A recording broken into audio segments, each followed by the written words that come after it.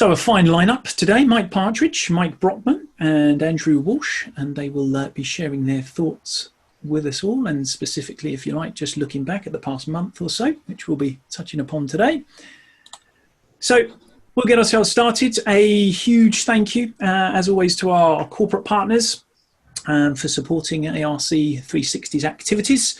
And again, a few changes here, which you can probably identify. So we've got BASF, BMS, CAPS, Copart, EMAX, Integral, Enterprise Rent-A-Car, Nationwide Vehicle Recovery Assistance, S&G Response, and Sherwin-Williams. And we've got the partners, the Green Parts Specialists in DARSA and the Innovation Group.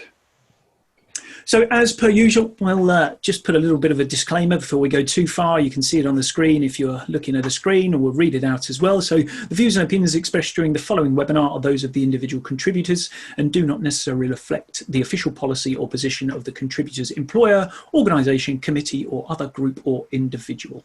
Please respect any all contributions, and we encourage you to join the conversation via the interactive functions available. Once again, there's our corporate partners and our partners supporting ARC360. And here's today's panelist lineup. We've got ourselves Mike Partridge, Paint and Body Business Manager of Volkswagen Group UK Limited. We've got Mike Brockman, CEO of Thinco. And we've got Andrew Walsh, Founder and CEO of AW Repair Group. Welcome, welcome all. Hi. How is everybody? Very well, thank you. Yeah, good. Fantastic. So thank you very much once again for agreeing to join us on the ARC360 webinar, and it's great to be back in action. So we've had a little break during August, as most people hopefully know, and we're back for the first session. We're bi-weekly from here on in, up until the end of the year anyway, to see ourselves through and keep the industry conversing. And our panelists today, so I'm just going to do a little round robin, let you introduce yourselves and give a little bit of a brief oversight in terms of where we are, and then we're going to jump into some polls for attendees. So I'm going to come to you first, Mike Brockman, if I may. Okay, well, I'm Mike Brockman, CEO of Thinco. Thinco is about next generation telematics. I was previously the founder of Insure Box in 2009 when it started. And prior to that, I had an actuarial business, which consulting firm, which I run for 16 years, EMB. So I'm on my third business now. I've been in the industry for about, motor insurance industry for about 40 years. Can you believe? And it's blown by because it's such a great industry. That's it for me.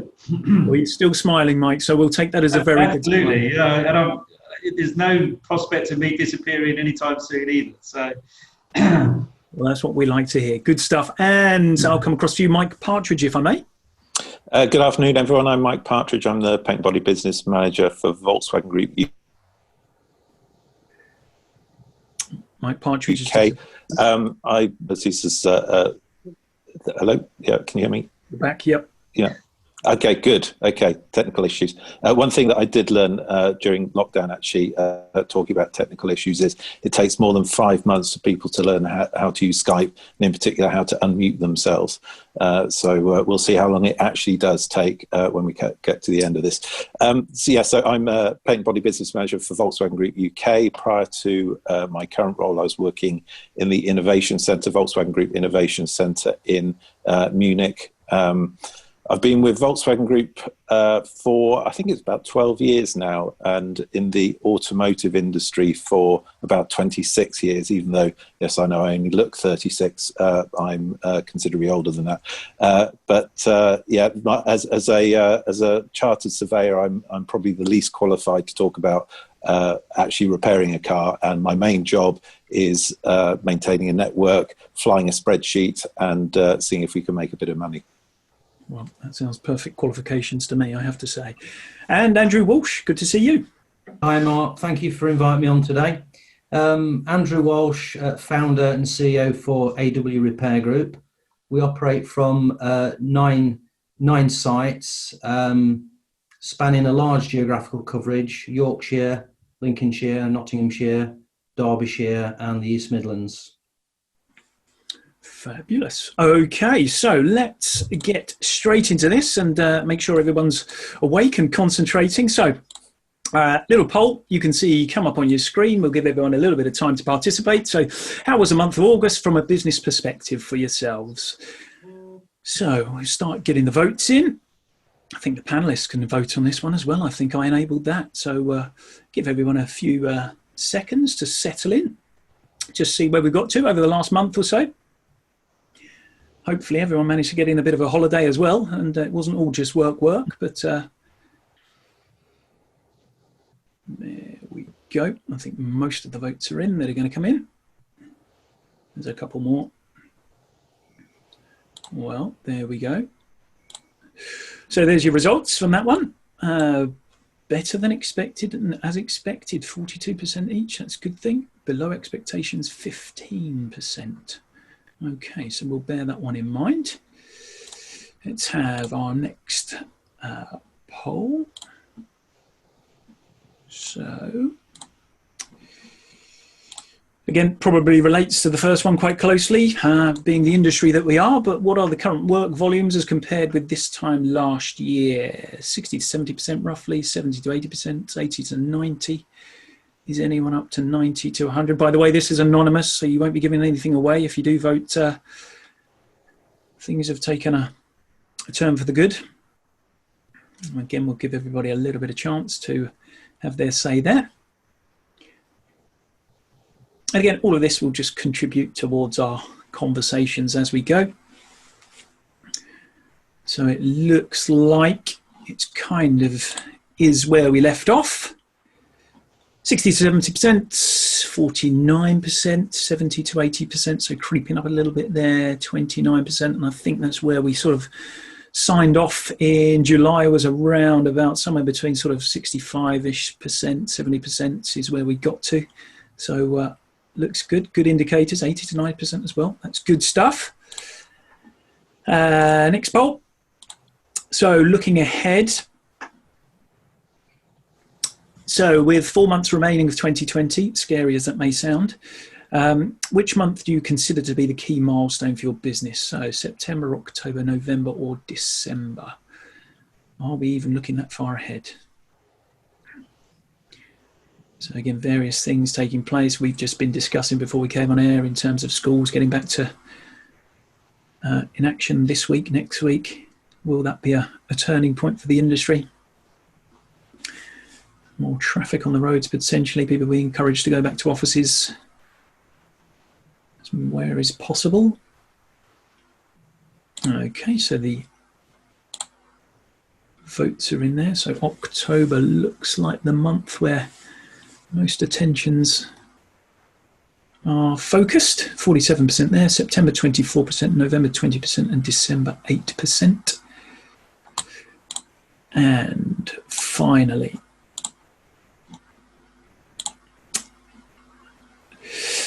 so change. Is your business re-emerging different to how it was pre-pandemic? Significantly, some changes, minor tweaks, or as we were? This will be an interesting one. Again, we're not suggesting either way anything needed changing, but what has been the impact? How have we looked at things? Bit of a chance to get those votes on. Okay, looks like the votes are in. There we go. So some changes, 58%, 26% claiming significantly, 12% minor tweaks, and 4% as they were. All right, super. So hopefully that gives us a little bit of something to go on. So I'll come to you first, Andrew Walsh, if I may. Any surprises in there? Anything kind of raised an eyebrow in terms of what we've just seen, the votes there? Pretty much what I expected, Mark, really, to be honest with you. Within our business, we've seen a 33% increase in claims month on month since June. And our best month actually has been August. We have a strong working capital, which has really served us well throughout this difficult and very tense time. We've also learnt that it's essential really to have a strong HR function. We've really lent on our HR over the last 5 months. In April, we were due to start the extension on our finance and central function. We'd already ordered the steelwork prior to the pandemic, so we decided to push along with that, and the associated streamlining that went with that. We got almost all of our staff back from furlough now. There is one or two still hanging over. They're shielding at the moment. We have all our apprentices back. We've still got all our apprentices. They've been back since May. They're probably progressing better than what they were before, because that's down to the fact that they've been tasked more, and there's been some in there that want to prove themselves, and hopefully next spring we'll be bringing a new cohort of apprentices back into the business. We wanted to do that in July, but obviously that was not possible. This year we budgeted to make 1.1 million pre-tax. When the pandemic hit, we were on target to achieve that goal. April and May severely dented those results. However, June and July have been profitable months for us. August, which is the start of our new financial year, that's been profitable too. So I'm quite delighted with those results, Mark, really. Brilliant. Oh, that's great. They're really good to hear, and that's such positive news in terms of apprentices as well. You're speaking about those guys, and potentially a new cohort coming in April. Now, in terms of just context, Andrew, for those who might not have been tracking in terms of what you did as a business, but just take us back to when lockdown kicked in. You shut up shop, didn't you, very quickly, or temporarily, should I say? Initially. We actually made it to the end of March, so we had a good month in March, actually, as it turned out. But we was under no illusion. I think we had our first meeting about coronavirus on the 12th of March, so we did limp to the end of March, and we did close down, hibernate everything off in April. But we were soon to open our Nottingham site to give our work partners a solution. We was clear that we wanted to do that. Okay, yeah, brilliant. All right, we'll delve a little bit further into that again in terms of how you've managed to bring things back. But Mike Brockman, any sort of particular surprises in terms of the survey polls we've just seen? No, I think I agree with Andrew. It's pretty much as you'd expect. I think month by month, everyone's getting a little bit more confident about the future.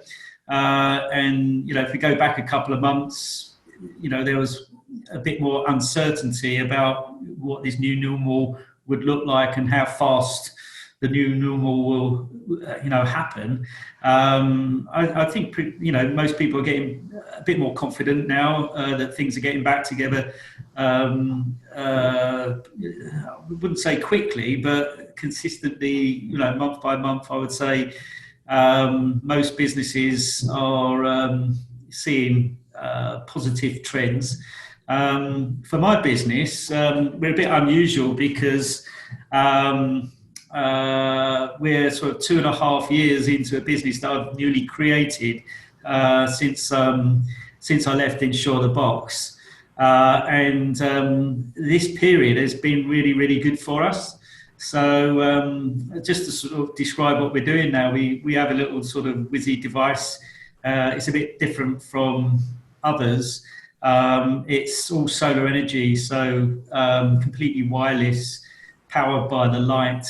It goes on the windscreen where the old tax disc was, but it's got military-grade GPS. It's got crash detection, and it's got voice. So we like to call it sort of a connected in-car device rather than the more negative tones of telematics, which is like black box, Big Brother is watching you. So we're trying to feature on the positive aspects of having a device that speaks to you in car, particularly if you have an accident. And the crash detection triggers a voice command in car right at the point of accident, and therefore you can sort of smartly manage the whole sort of ethanol process.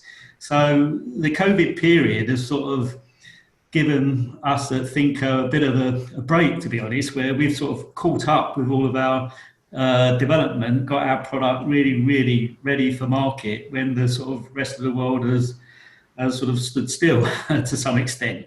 And, now we've just had our first insurer go live with our products last week. And so that's, it's a really exciting time. We've got another one lined up soon. And to be quite frank, the future is looking, very good for me. And there's been this sort of new upsurge in interest in telematics because of the COVID period.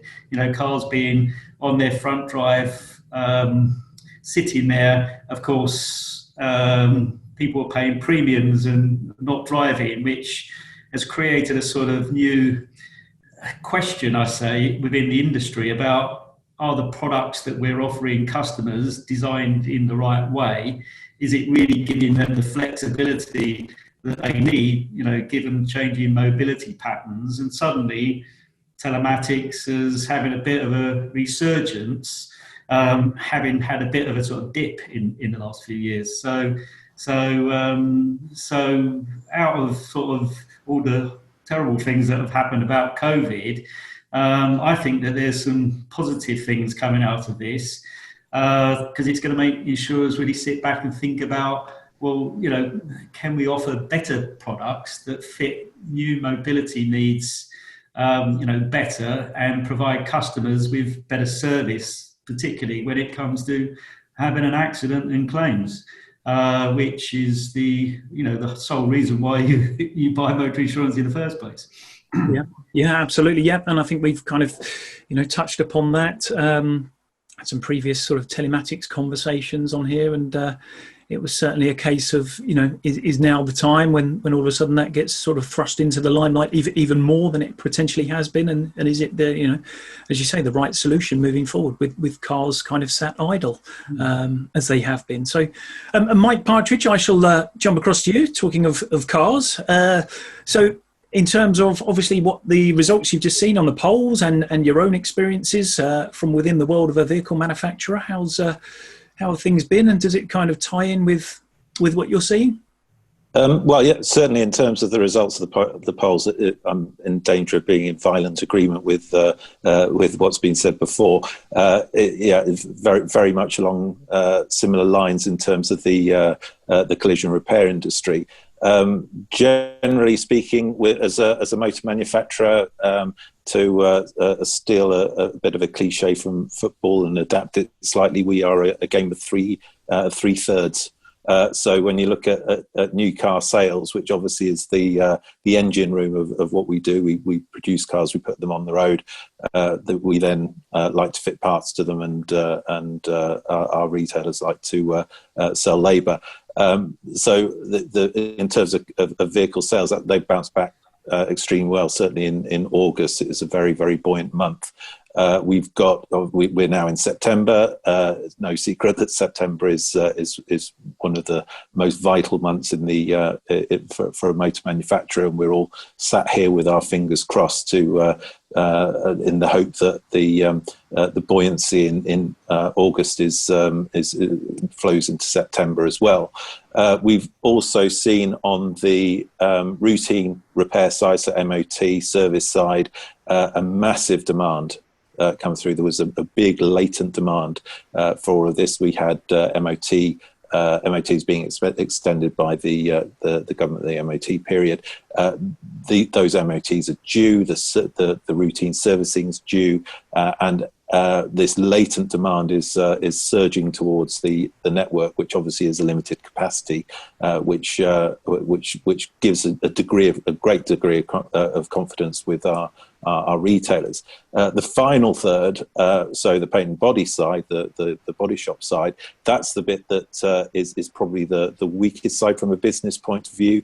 As our managing director put it in a recent update, there's not enough cars on the road there to hit solid objects. and that's kind of what we rely on. Having said that, the government have been encouraging people back to work, encouraging offices to reopen. We've got the school run starting to commence now, actually, but about to commence throughout the rest of the country. Always a fairly rich theme for the collision repair industry, and the supermarket run as well. So I think that as lockdown eases, yes, there is a degree more confidence out there. It's happening a lot quicker in the vehicle sales side and the routine service side than it is in the collision repair side, but there are those green shoots. We had, strangely, and I'm trying to investigate how this happened, but we had a very, very good July. In July, we're about 90% of the previous year. We seem to have dropped back to around about 75% in August, so not quite sure exactly what's happened there. But we came out of July sort of high-fiving and are slightly more cautious about August. So again, we've got our fingers crossed about September, but we do seem to see a degree of confidence coming back in the among consumers and in the industry. Okay, fabulous stuff. Thank you very much indeed. Andrew, I'll come back to you. So specifically, if you, again, we kind of signed off the end of July, so we've had a month away, but how has, specifically August been for your business? Well, like I touched on a moment ago, Mark, August was actually our best month, and we're actually 85% of normal currently. So, I mean, I can't argue with that, because when you look at you track the rest of the industry, they're significantly lower than that. Yep. Okay. And are you expecting, in terms of projecting ahead, and again, this is kind of, the crystal ball that nobody's got, but, you're thinking September is going to be the same, up a certain percentage, how are you kind of viewing that at the moment? Well, I guess we've got the schools back now, so there's bound to be an upturn as we go forward.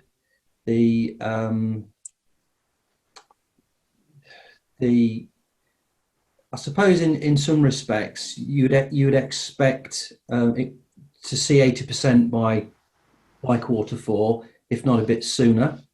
But we still don't quite know what the virus is going to do. So we've got to be mindful of that. We don't know whether it's going to be severe or not. Let's hope it's not going to be too severe. And if that's not the case, then we get away lightly. I think we could be looking at 80% as an industry whole. I think if things carry on tracking the way they are for us, we should be 90% moving into winter, definitely. Well, fabulous, yeah. And again, previous webinars, I think we were kind of, all eyes were on 80% in Q4 being this, the kind of the target, if you like, or where most people were thinking we get to. But, if 90% is potential, that's great to hear. And Mike, Mike Partridge here.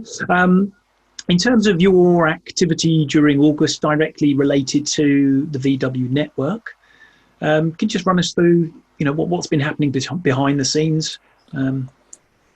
Sure. So we started visits again. Throughout the period, we had our performance managers. Our performance managers were furloughed, or half of them were furloughed during the period. We brought them back in. We're now up to full strength.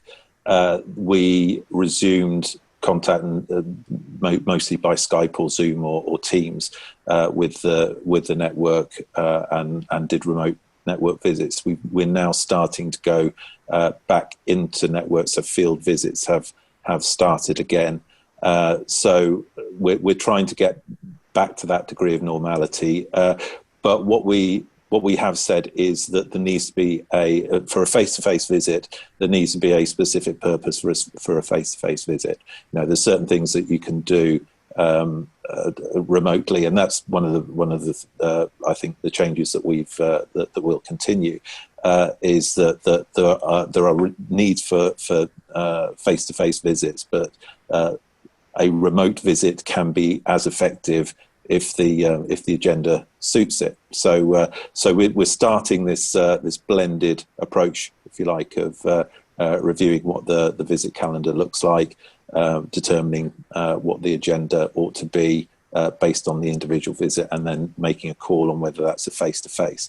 If it is a face-to-face, then obviously there is a bit of a risk assessment that the guys go through beforehand. There's a questionnaire that goes to the businesses, just to make sure that everyone's safe from their perspective, and everyone's safe from the performance team's perspective as well. So yeah, it's not normal. It might look like a little bit of, like this in the future, this blended approach. But it's certainly more effective than we have been able to be prior to the easing of lockdown. And what are the sort of typical topics of conversation? Now, that sounds a bit silly to ask, because obviously there's probably one thing on a lot of people's minds, but you know, from a general, you can obviously only speak from Volkswagen Group's point of view, but from a general vehicle manufacturer to its network, you know, conversation, points raised early on. There was kind of, you know, a bit of noise made around parts, you know, and the fact that sort of parts availability disappeared overnight. It soon came back. It soon picked up again, and I think there was, you know, praise came in the end for the way that you'd moved as vehicle manufacturers as a whole. But yeah, so what are the kind of topics of conversation at the moment that you're hearing? I mean, part supply is an element of that. I mean, fortunately, because the way that we're structured, and with our TPS business being owned and run by ourselves through agents, we were able to keep part supply flowing freely during the lockdown period. If there's 50 site visits or 50 visits in the diary, there's probably 50 different things that come up. I think probably the most common that I've heard is around the cleaning processes, making sure that vehicles are clean before, during, and after repair, and what kind of compensation they're getting from insurers as from that activity. That seems to be the current one, other than the normal business as usual, which is about maintenance of standards, customer satisfaction, and that kind of thing. I don't think that there's other than those very, very specific items that are related to a repair during COVID period, such as cleaning the vehicle and that kind of thing. The conversations have pretty much been business as usual. Yep. So yeah. Okay, that's great stuff. I mean, in the end, again, we've had some very good discussions in previous weeks on here in terms of sanitisation of vehicles, etc. So it's interesting to hear that it kind of, you know, still rumbles on in the background to some degree. Mike Brockman, I'll come to you. Before we went on the air, you kind of alluded to the fact that you know, you've seen some data, or you had sight of data, your systems from elsewhere in the world. You know, what is it all telling you, really? Whether that be, you know, from overseas or from within the UK, you know, what's kind of, you know, what's it looking like, really, from your perspective at the moment? Yeah, we was just having the earlier conversation. I just sort of mentioned in passing that I've had, you know, about 35 to 50 devices active in Beijing for over a year now, and got this project with this Chinese customer of mine. Just to give you an idea, this one customer has 340 million customers of its own. Just to put a scale of potential here. Not that I've cracked it quite yet, so I'm not getting too excited. But it's been interesting seeing the trends in driving behaviour, albeit on a relatively small sample. But you know, they're all being sort of randomly going around Beijing for a year, right through the COVID period. So, and what was quite self-evident was that it fell off a cliff at the beginning of the year. But, you know, as the Chinese actually got through, you know, coronavirus pretty quickly in the initial phase. The road traffic, behaviour went back to normal pretty quick. So, if you go back a few months here in the UK, clearly a lot of people were worried about, were mobility trends ever going to go back to normal, especially if your business, car rental business or something like that, was depended on, people hiring cars, etc., and indeed the repair networks. I was pretty confident, based on the Chinese information, that things would go back to normal pretty quickly here. And I think, looking at the trends at the moment, we're probably slightly slower in our recovery rate, but it is getting there. So if you remember, for private car, we were down to 20% of normal volume at one point. I don't know what it is now, is it 70% or something like that? So it's definitely getting there. And as you previously mentioned, now the schools are back. I think that's going to increase traffic volume, and I'm pretty confident by the end of the year, because I'm an optimist, and this second wave, I'm pretty confident that we're actually doing pretty well in this country at the moment. I say that very tentatively, but it seems that we are handling it pretty well at the moment. And I'm optimistic there won't be this second wave, and we can get back to normal pretty quick. But the Chinese, it's all pretty much back to normal now. And is there any sort of evidence of behaviours, driving behaviour as such? Is the information telling you people are driving faster? So during lockdown, or if you like, the evidence was, collisions. The bigger hits were being seen by the body shops for obvious reasons. I suppose they were actually going into repair, rather than people with small dings and dents were happy just to drive, for the time being, kind of thing, until the right time. But are you seeing changes in how people are actually behaving behind the wheel? Well, there were earlier on a more sort of localised driving, so shorter trips and those sorts of things. Frequency of trips, of course, went down massively.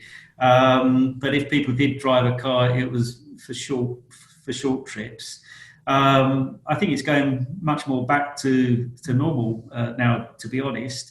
Length of trip is pretty normal now, I would say. You tend to get, when roads are clear, people will drive faster.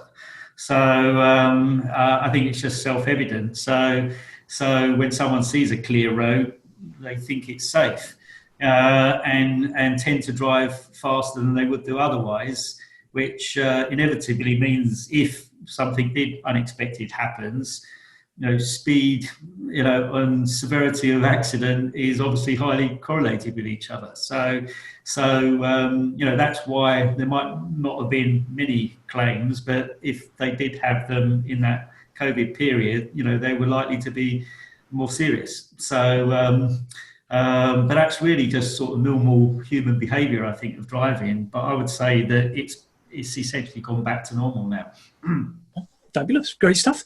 Andrew, I'll come back to you if I may. So what are you doing differently? Kind of what have your learnings been from this whole experience? And again, we kind of spoke earlier and said it's the biggest business stress test anyone would have ever not given themselves, kind of thing. It's so what's changed for yourself as a business? Yeah, there was certainly no preparation, Mark, was there? Really, not much of one anyway. Well, for us as a business, we've centralised a lot of what we was intending to do anyway, before this pandemic hit. So our CLAs, our VDAs, and our parts have all been centralised, which is something we're doing very differently.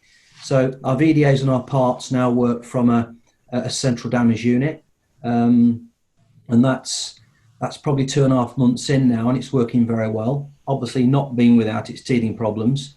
We expect to have far more control and visibility out of that, and not to mention the cost that we've been able to strip out. So I think it's because we was working with hibernated sites and we had skeleton staff. Everything was centralised anyway, so we looked at it and said, well, let's just do it. You know, let's do it, and we did. So it made it very easy. That's what we're doing differently. It is a big change for us. Like I say, it's working well. Brilliant, great stuff. And Mike Partridge, what does a, you know, in your role, what does a vehicle manufacturer such as yourselves, you know, what do you learn about specifically your sort of body and paint network, or the role that you have there? The resilience of the body and paint network, for a start. I think the first thing that we did was update our business continuity plan and expand on the section that's called global pandemic, because I think previously it was about one sentence, and so now it's a full chapter. In terms of what we do, I mean, I think there's a lot of success stories that have come out of this, down to the resilience, down to the adaptability. We at the height of the lockdown, we went from a network size of I think 175 at the time down to 55 sites. We managed to keep those sites going, and not just us, but the other manufacturer and the other approvals that they had. These sites were kept going with the intense activity by our performance management team. We made sure that we had, I'll rephrase that slightly. It wasn't necessarily us that were keeping the businesses going; they were keeping themselves going. But what we were trying to do was maintain a national coverage. Obviously, there were key workers whose vehicles needed to be repaired. Our task at that stage was to take a network that was normally 175 strong, that was down to 55, and to make sure that we still had the same degree of national coverage, albeit with considerably lower demand. And that's where the performance management team really worked hard with those repairers. At the same time, as I said before, our TPS centres were open and trading. We switched very, very quickly to a national number, a national inbound ordering process, which meant that orders could be shipped to the nearest open operating TPS centre, and so we managed to keep the parts supply flowing. And all of this is now informing our future plans. You know, we've got to be realistic. We've got to prepare for, if not another national lockdown, certainly there's going to be local lockdowns, and it's very, very likely that this is going to be the norm for a while yet. And so, you know, what we experienced during the height of of lockdown has really informed how we will operate in some other instances where we may have local issues. So yeah, resilience, adaptability, creativity, all of that was really evident during the height of the pandemic. And again, looking at the recovery as well, you can see that in the recovery, people's approach to sanitization. You know, we started to hear about body shops equipping themselves with sanitizing solutions, not just product, but you know, machines that would cleanse the interior of the car. You know, again, that's adaptability, it's creativity, and that's a real strength of our industry. And I think that, you know, to where we are, and the fact of that, you know, there are so many businesses that are now coming out the end of it, where, you know, if we were looking back at the start of the crisis, you know, we were seriously talking about a big reduction in businesses, and I think that creativity and that innovation, I think, has meant that there's a lot fewer businesses that will be at risk at the end of this as well. Yeah, yeah, all valuable stuff there. And Mike Brockman, do you, you've obviously kind of alluded to the fact that, perhaps I use the term telematics. Sorry if that's the wrong term to use, but there's been a bit of an awakening to their value. As a business yourself, what have you learned about yourselves or about what you're providing to your clients? Yeah, so as I mentioned before, this period of lockdown was sort of good for our business. So it gave us the sort of a window in which to really make sure our device was absolutely ready for market, and we invested a lot of time and effort in that period to make sure that happened. And that's certainly paid benefits, and we got a lot of interest in what we're doing now. But the challenges sort of come from that success as well, because I'm now going through the phase now of building a business, developing a product. Now I've got real customers, and we're going to another phase now, and in some ways a more challenging phase, because we're also the manufacturer of the device. I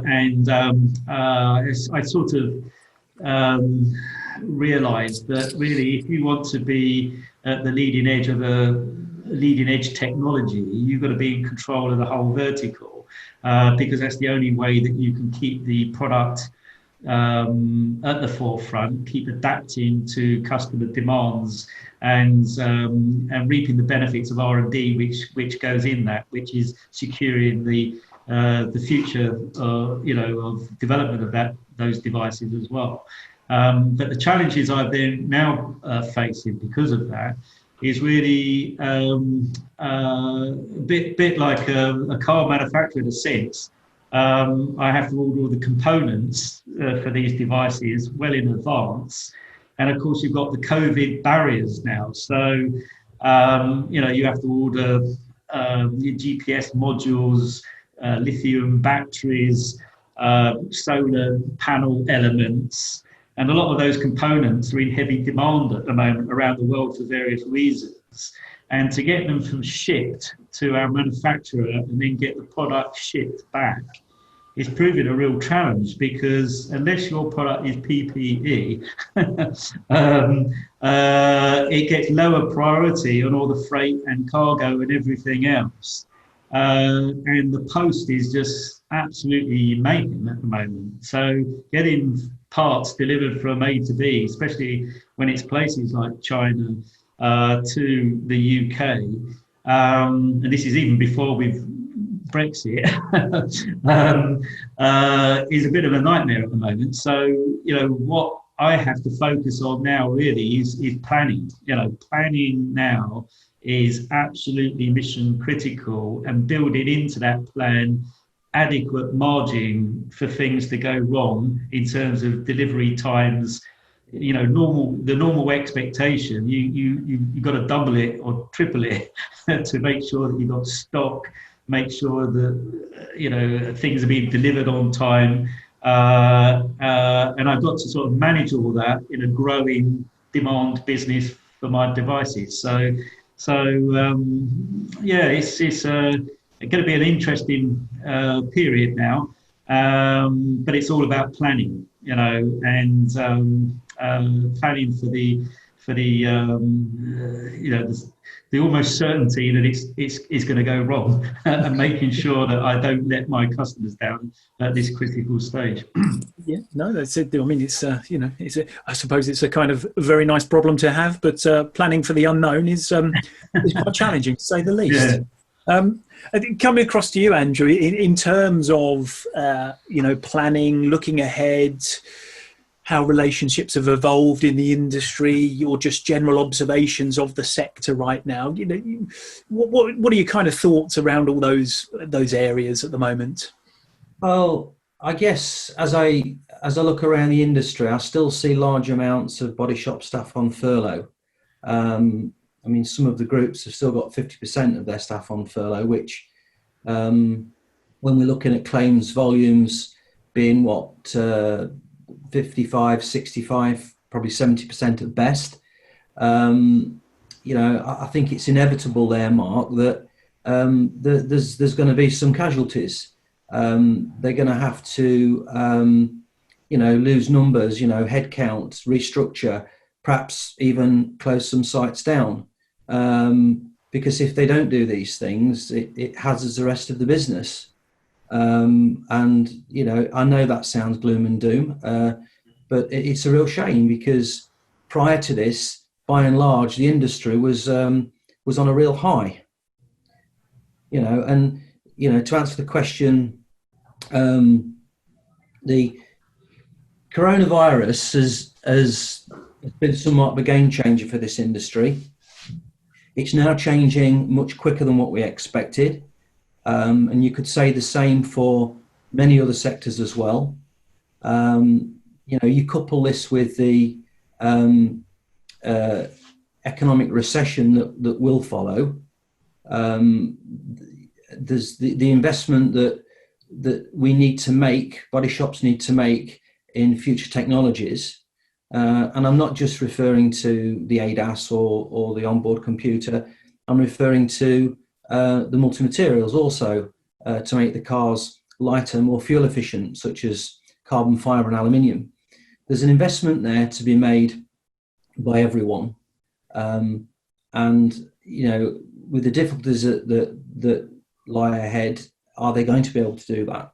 Now, I'm not saying that all body shops will be devoid of opportunity altogether, but I do feel with technology getting so much traction right now, if they're not training and investing in technology, they're going to miss out on a large part of the market.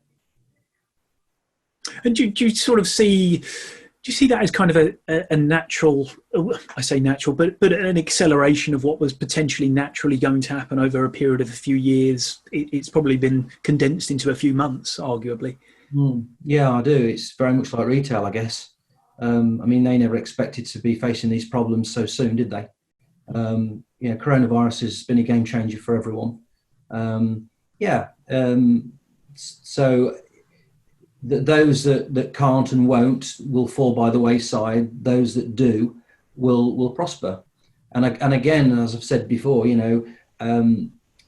accidents over time will diminish anyway because of cars being safer to drive. But I think the industry as a whole will be smaller. So those that are left will be well invested and able to repair the modern day car. Yeah, and I think the elephant in the room is what happens nationwide as well, and the impact that might have. Yesterday, Ready Northgate, declared their interest, if you like. So again, where that will end up, that's something the industry didn't need right now. For a lot of people, that news that's going to come out soon, but they'll deal with it. They always do. Yeah, absolutely. Yeah, we will evolve as an industry inevitably. So we continue to do so. Now, Mike, you've already said Mike Partridge, you've already said in terms of arguably your relationship with your network has kind of gone to a new level, arguably in terms of how you've worked with them through this. How do you kind of continue that level of engagement, communication with them? You've already spoken, obviously, of your meetings, socially distanced via, communications that we're using now. But, is that a difficult thing to continue that level of engagement with them and sort of, continue to work alongside them so closely in the coming months and etc.? I hope not. Firstly, we would like to have done more. There's certain things that are within our gift to give. There's certain things that we can't do. We have a group of body shops that are representatives of our network. We call them the National Representation Group. We've had a number of meetings with them. We stay in fairly close contact. But that was something that had started before. In terms of future support, prior to going into lockdown before COVID-19 hit, we had a fairly ambitious project around business development, trying to generate more throughputs into our network from our own sources. We were working on programs for business development. We were introducing, in fact, we launched a marketing website. We're now developing that into something different and something new. And we've got some plans for the future and into next year as well. So I don't think, in terms what the lockdown has done and what COVID-19 has done is I suppose, show that we can adapt and that we can continue our model and our ambition even under fairly extraordinary circumstances. Now, it's not ideal when almost over half the network are closed, but now that we're emerging, it's time to pick up tools and sort of pick up where we left off, and that's our plan. We as I said before, we do have a program of business development, and that's I think that's fairly key for us. And yeah, if the door's always open, the phone calls, the phone lines are always published. If anyone needs support, needs help, or has got some ideas, then the doors are always open, either to myself or via the performance management team as well. But yeah, business development, that's what it's all about. No, that's great. And I think that's one of the major points that we have picked up along the way is one of the real positives has been how the industry has been communicating, and those communication channels have opened up, and the support is there for everyone. And long may it continue. One of the great things to come from all of this, sort of horribleness, if you like.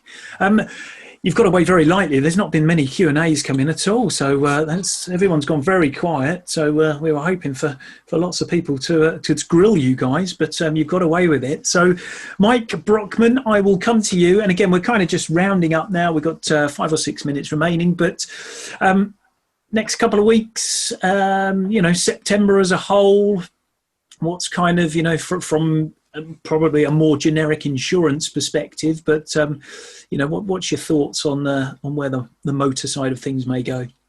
Well, obviously, from a motor claims point of view, we're going into a period, parking the traffic volume element. We're going into the period where it starts to get darker, and when it starts to get darker earlier, that normally means accident frequency rates go up, and I think the first week of November, I think, is one of the worst weeks for accidents of the year. And as people sort of adjust to the change in light, particularly in the rush hour periods, etc. Claims will pick up, even if volume doesn't, definitely in the last quarter. And some of the interesting things that we've been doing at Finco, Charles Trent very kindly allowed us access to one of his depots in Rugby to crash cars all day. Of course, we had our devices in the car, both in the host and the target car, to test how good the crash algorithms that we developed worked, and to try to anticipate from the telematics severity and, of course, liability, which is what FNOL is all about as far as an insurer is concerned. And this is something I'm quite passionate about, to be honest, is making telematics much more focused on claims than on driving behaviour. And this is where the technology can really help. And as well as mitigating having accidents in the first place through in-car warnings and voice and all of those sorts of things. But that's really important at this time of year, because, as you say, as external factors like darkness appears, clearly it takes time to adjust your driving behaviour through that period. and that's why sort of November, first week of November is always really bad. And then by the time you go into December, people are more used to it again. So if you could have sort of technology that helps even manage that situation, warns customers, whether that's through connected devices, in-car voice, but more importantly, help when they actually do have an accident. This is where we're focusing on with telematics, and it's something I don't think the industry has really put enough attention, and that's why I'm so sort of passionate about this. That if you can extract greater what I call asset value from that whole accident process using the technology, you easily pay for it. Mm-hmm. And so really, I'm focusing in the next few months, hopefully educating a lot of the insurance industry that telematics can really solve this tricky problem. Well, you've done a very good job today, I have to say. So when your phone lights up after this webinar, be prepared. Like a couple of minutes remaining, Mike Partridge, I'll just come to you. Next couple of weeks in terms of agenda for yourself, or September essentially. What's your plans there? Well, next couple of weeks. Next week I'm on holiday. So, very nice. Yes, this was not much. No, it's we've because I work for a motor manufacturer, we've got an eye on the September market, so we'll see how that goes. As Mike says, October, clocks change, it gets dark. We often refer to it as accident season, so that is something that we have our fingers tightly crossed that it will happen this year. But yeah, I mean, it's focusing on the September market, making sure that we're getting the registrations, the market share that we need. That translates into car park, translates into repair opportunity.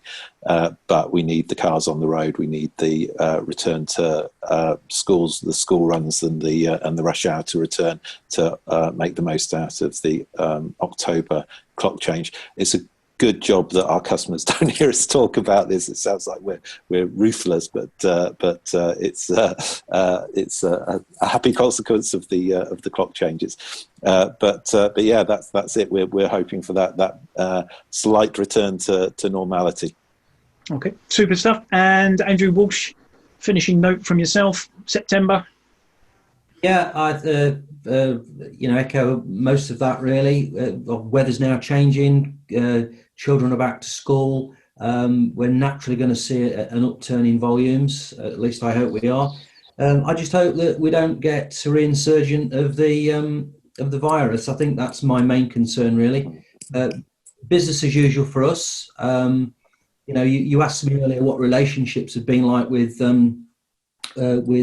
work partners. I didn't really answer that, but we have a great relationship with all of our work partners. We want to be there for them through the next bit of the year, and we do got great customer service, great turnaround times, great cost control. So yeah, much of the same really. Just heads down, Mark. Well, it sounds like you're doing a grand job at the moment. So thank you very much, gentlemen, for joining us today. Thank you, everybody, for attending and joining us. You've been a quiet audience, but perhaps in a couple of weeks, you'll be back into the swing of things and we'll have more questions and comments coming in. Leave anything in the chat box before you leave, please. And huge thank you, Mike Brockman, Mike Partridge, Andrew Walsh. Thank you very much for joining us. As always, huge thank you to our corporate partners, BASF, BMS, CAPS, Copart, Emacs, Integral Enterprise, Nationwide Vehicle Recovery Assistance, S&G Response, and Sherwin-Williams. And of course, our partners, the Green Part Specialists in DARSA and the Innovation Group. Thank you all once again, and thanks for a great session. See you all in a couple of weeks. Take care, everybody.